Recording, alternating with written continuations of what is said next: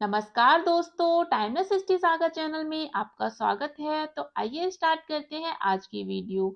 आज मैं आपको पढ़ाने जा रही हूँ मौर्य प्रशासन। तो मौर्य प्रशासन को हम कई भागों में पढ़ते हैं, जैसे केंद्रीय प्रशासन, प्रांतीय प्रशासन, न्याय प्रशासन, राज्य प्रशासन, गुप्तचर प्रशासन, सैन्य प्रशासन, लोकहित के कार्य और अशोक द्वारा किए गए सुधार। तो इन सब प्रशासनों के द्वारा हम मौर्य प्रशासन को पढ़ेंगे। तो सबसे पहले स्टार्ट करते हैं हम केंद्रीय प्रशासन से। जो केंद्रीय प्रशासन है वो किसके द्वारा चलाया जाता है?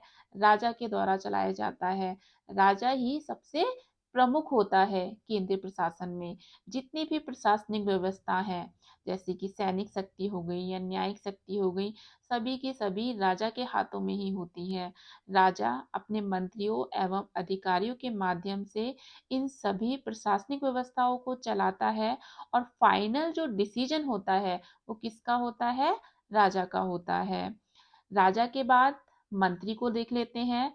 राजा की सहायता के लिए मंत्री होते हैं और मंत्रियों को क्या कहा जाता था? अमात्य कहा जाता था। तो इन अमात्यों में जो सबसे प्रमुख था मौर्य वंश में, वो कौन था? चाणक्य था। और चाणक्य किसका प्रधानमंत्री था? चंद्रगुप्त मौर्य का प्रधानमंत्री था। इन मंत्रियों के अलावा कई अधिकारी भी थे, और जैसे कि पुरोहित, सेनापति, और इन अधिकारियों को उस समय क्या कहा जाता था? तीर्थ कहकर संबोधित किया जाता था।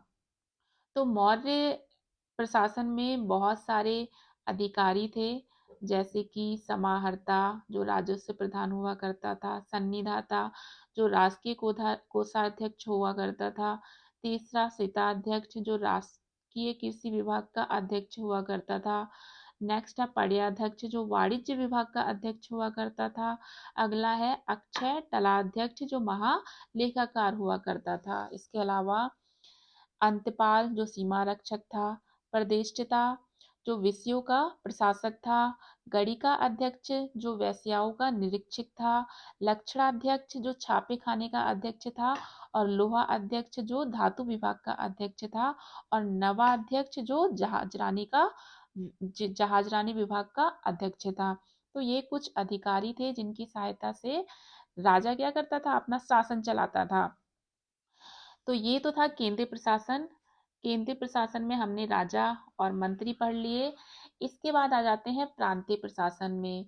तो मौर्य शासकों ने अपने साम्राज्य को 5 प्रांतों में विभक्त कर लिया था, क्योंकि मौर्य शासकों का जो साम्राज्य था वो बहुत ही विशाल था।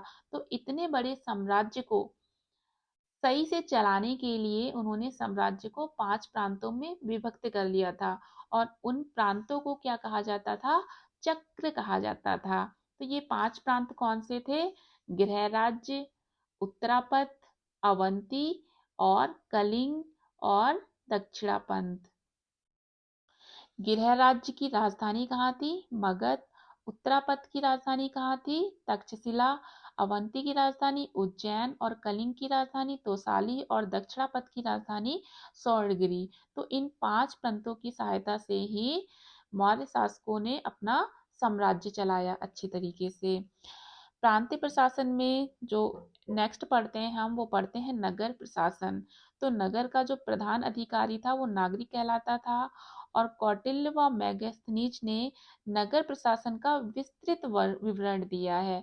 नगर प्रशासन को सुचारू रूप से चलाने के लिए बहुत सारे नियम बताए गए हैं।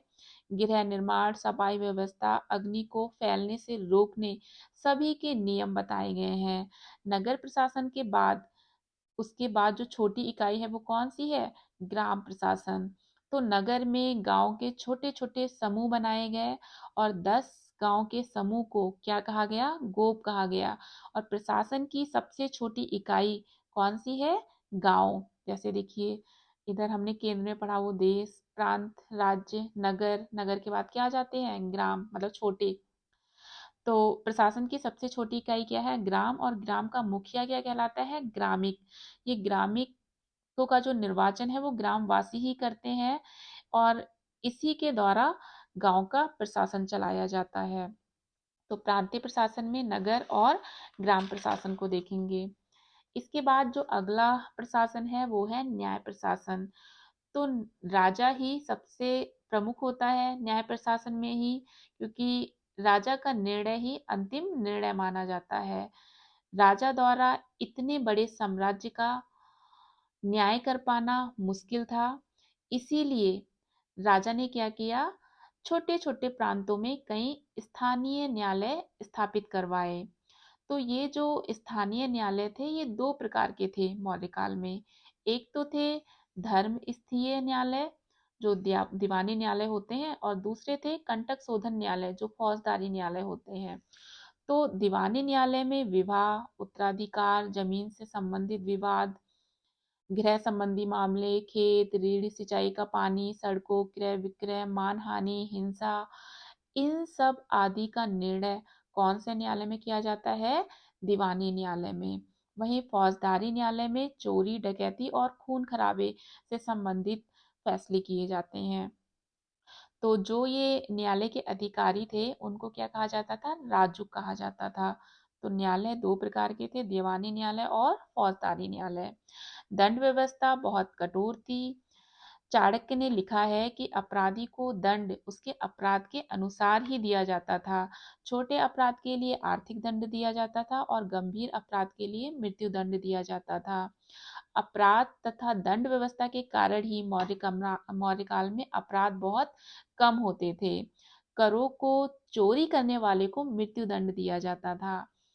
तो न्याय प्रशासन इस तरीके से था मौर्य काल में। इसके बाद है राजस्व प्रशासन। तो प्रशासन का सबसे महत्वपूर्ण भाग क्या होता है? राजस्व प्रशासन। संपूर्ण कार्य राजकोष पर ही निर्भर होता है, क्योंकि तो राजकोष बढ़ाने पर राजा ने बहुत ज्यादा ध्यान दिया। राज्य की आय का प्रमुख स्रोत भूमि कर था। तो जो भूमि राज्य की अपनी होती थी, उसे सीता कहा जाता था, और जो भूमि राज्य के अधिकार में नहीं होती थी, उसे भाग कहा जाता था। आयात व निर्यात कर भी लिया जाता था। न्यायालयों से अर्थदंड द्वारा राज्य की आय बनती थी। और राजस्व विभाग का जो अध्यक्ष होता था, वो समाहर्ता कहलाता था। समाहर्ता के अधीन बहुत सारे कर्मचारी होते थे। तो राजस्व प्रशासन प्रशासन का सबसे महत्वपूर्ण भाग था, और यहीं से राजकोष भरा जाता था। ठीक है। इसके बाद जो अगला विभाग है, अगला प्रशासन, वो है गुप्तचर विभाग। तो गुप्तचर की स्थापना राज्य में शांति और सुरक्षा बनाए रखने के लिए राजा करता था। जो राज्य में विद्रोह होते थे, अपराध होते थे, जो षड्यंत्र चलते थे, उनका पता लगाने के लिए राजा ने गुप्तचर विभाग स्थापित किया था। तो इन गुप्तचरों को चर कहा जाता था मौर्य काल में, और ये गुप्तचर स्त्री और पुरुष दोनों ही होते थे। अर्थशास्त्र पुस्तक में गुप्तचरों को गूढ़ पुरुष कहा गया है। और मौर्य काल में 2 प्रकार के गुप्तचर पाए गए, संस्था गुप्तचर और संचरा गुप्तचर। जो संस्था गुप्तचर थे, वो एक स्थान पे रहकर जानकारी प्राप्त करते थे और राजा को प्रदान करते थे। वही संचरा गुप्तचर वो गुप्तचर होते थे जो जगह जगह घूमकर राजा को जानकारियां प्रदान करते थे। तो ये संस्था और संचरा गुप्तचर के माध्यम से ही राजा जानकारी प्राप्त करता था और अपनी प्रशासनिक व्यवस्था को और मजबूत बनाता था। इसके बाद है सैन्य प्रशासन। तो इतना विशाल साम्राज्य था। तो इतने विशाल साम्राज्य के शासन को चलाने के लिए राजाओं को सैनिकों की आवश्यकता होती है। तो सेनापति विभिन्न सैनिकों के माध्यम से सेना का संचालन करते थे और राजा को सहायता प्रदान करते थे। मैगस्थनीज के अनुसार बताया गया है कि इस काल में 6 समितियां हैं, और इन समितियों में 5-5 सदस्य हैं जो सेना की जिम्मेदारियां उठाते हैं। तो ये 6 समितियां कौन कौन सी थी? पैदल सेना, नौसेना, अश्व सेना, रथ सेना, गज सेना और सैनिक सेना। जो मौर्य सेना थी, वो विभिन्न हथियारों से सुसज्जित थी। तलवार, भाले, धनुष, बाण, कटार, इन सब का प्रयोग करती थी मौर्य सेना। एक इतिहासकार हैं स्मिथ। स्मिथ ने कहा है कि मौर्य सेना को अकबर की सेना से भी अधिक शक्तिशाली बताया गया है, जो दुर्बल पुर्तगाली सेना से भी पराजित हो चुकी थी। तो स्मिथ ने क्या कहा है कि मौर्य सेना को अकबर की सेना से भी अधिक शक्तिशाली बताया गया है, क्योंकि अकबर की सेना किससे हार गई थी? दुर्बल पुर्तगालियों से हार चुकी थी, जबकि मौर्य सेना ने सेल्यूकस की शक्तिशाली सेना पर भी विजय प्राप्त कर दी थी। तो ये कहा है स्मिथ ने मौर्य सेनाओं के बारे में। इसके बाद जो अगला प्रशासन है वो है लोकहित के कार्य। तो मौर्य शासकों ने जनता की सुख सुविधाओं का अधिक से अधिक ध्यान रखने का प्रयास किया, क्योंकि भारत एक कृषि प्रधान देश था। तो भूमि की उर्वरक शक्ति और उपज को बढ़ाने के लिए मौर्य शासकों ने सिंचाई का उचित प्रबंध किया और यातायात की ओर भी बहुत ज्यादा ध्यान दिया। साम्राज्य के विभिन्न भागों को थल मार्गों के द्वारा जोड़ा गया। सड़कों के किनारे यात्रियों की सुविधाओं के लिए वृक्ष लगवाए गए ताकि वो आराम कर सकें। धर्मशालाओं का निर्माण कराया गया, औषधालयों का भी निर्माण कराया गया और महामारी को रोकने के लिए सफाइयों की व्यवस्था की गई। शिक्षकों एवं विद्यालयों को अनुदान भी दिया गया। तो ये थे लोकहित के कार्य। इसके बाद जो अगला प्रशासन है वो है अशोक द्वारा किए गए सुधार। तो अशोक ने पड़ोसी राज्यों के साथ मित्रता स्थापित की। मंत्रियों को कोई भी निर्णय लेने के लिए इसने स्वतंत्र किया। न्याय संबंधी जितने भी अधिकार हैं वो राजकों को दिए ताकि न्याय भी जल्दी हो सके। पशुओं और मनुष्यों दोनों के लिए इसने चिकित्सालय का प्रबंध किया। पशु पक्षी के वध पर इसने प्रतिबंध लगा दिया। छायादार वृक्ष लगवाए, कुएं का निर्माण किया, धर्मशालाएं बनवाई, औषधालयों का निर्माण किया। कैदियों को मुक्त करने की भी प्रथा इसने प्रारंभ की। वर्ष में एक बार कैदियों को मुक्त किया जाता था, वो भी किस दिन?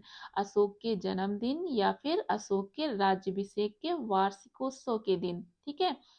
इसके अलावा मृत्युदंड प्राप्त कैदियों को मृत्युदंड देने से पहले 3 दिन का अवकाश दिया ताकि वो कैदी अपने संबंधियों से मिल सकें और अपनी मन की बात बता सकें।